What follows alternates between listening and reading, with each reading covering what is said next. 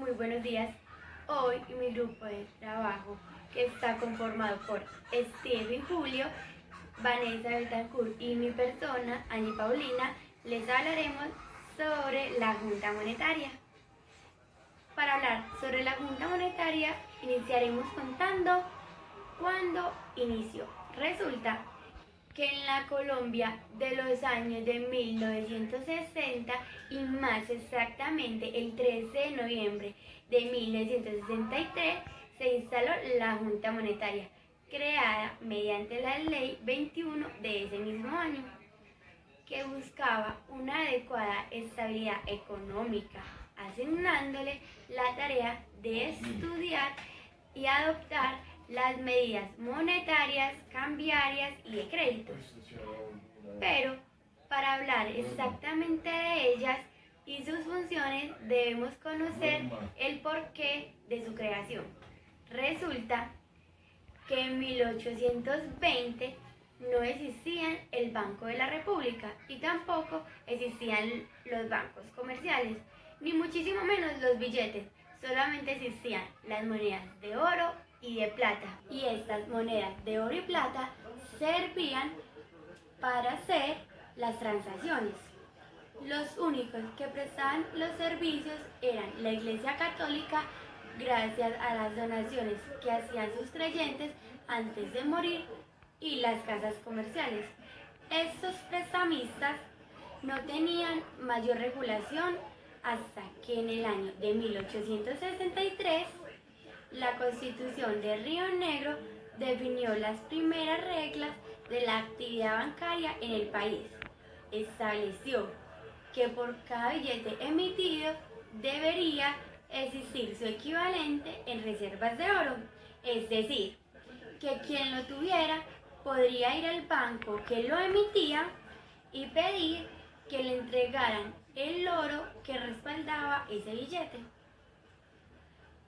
Bajo esta legislación, en el año de 1870 nacieron los primeros bancos, pero estos bancos eran privados y se encontraban en las diferentes ciudades del país.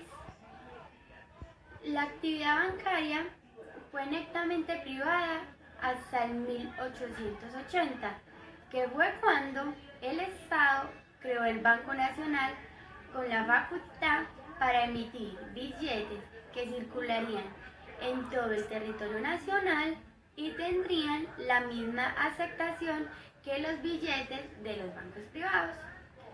Todo funcionó bien hasta que estalló la guerra de 1885. Para que nuestro gobierno pudiera financiar los gastos de esta guerra, el Banco Nacional aumentó su emisión de billetes. En medio de esta situación, las autoridades decidieron que los bancos privados no podían seguir emitiendo sus propios billetes, sino que tenían que recibir los emitidos por el Banco Nacional, pero años más tarde el banco volvió a exceder en su límite de emisión, lo que lo llevó a su liquidación. La práctica de emitir billetes sin el respaldo de oro terminó convirtiéndose en un gran problema. En 1899 estalló la Guerra de los 1000 días y el gobierno usó la emisión de billetes sin el respaldo del oro para financiarla. El gran número de dinero circulante que se generó se tradujo en una gran inflación superior al 300% anual, es decir, que conllevó al desequilibrio existente entre la producción y la demanda, causando una subida continua de los precios de la mayor parte de los productos y servicios, sumándole una pérdida del valor del dinero para poder adquirirlo o hacer uso de él.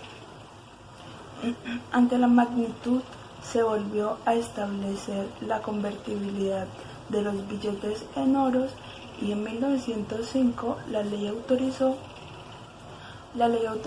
la creación del Banco Central de Colombia, con la expectativa de que ordenara la economía del país. Varios incumplimientos del banco, como el de superar la emisión que se le tenía permitida, conllevaron a que el Congreso lo liquidara en 1909. Unos años más tarde, esa situación de desorden monetario conllevó al gobierno a que contratara una misión de expertos extranjeros dirigida por el profesor economista Edwin Walter Kemmeret, quien en 1923 fijó las pautas para la creación del Banco de la República de Colombia. Fue así como el 23 de julio de ese mismo año nació el emisor colombiano con entidad de aporte público y privado. Durante sus primeros años, uno de sus objetivos primordiales fue sustituir todos los billetes que circulaban en el país por los nuevos billetes que producía el Banco de la República de Colombia, que estaban respaldados por oro. Además, se le asignó la función de ser el banquero de los bancos comerciales y el banquero del gobierno. En los años siguientes se produjeron cambios importantes en la estructura de la Junta Directiva del Banco de la República, al incluir al ministro de Hacienda, así como a los representantes de la Federación Nacional de Cafeteros y de las cámaras de comercio.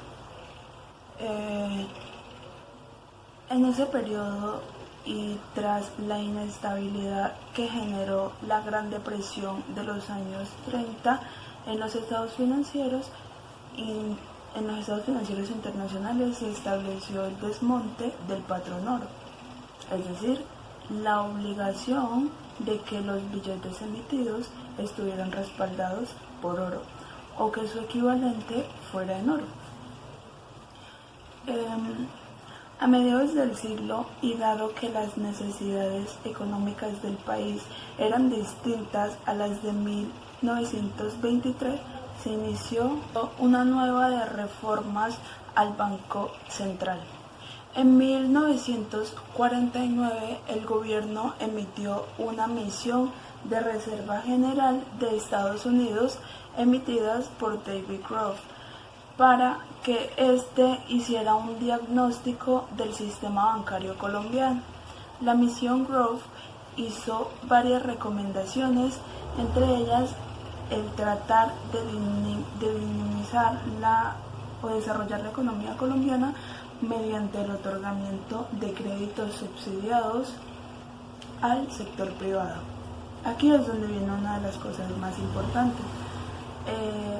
En ese nuevo papel de la política monetaria de otorgar créditos subsidiados al sector privado en manos de una junta de naturaleza pública y privada no daba condiciones para tomar decisiones objetivas.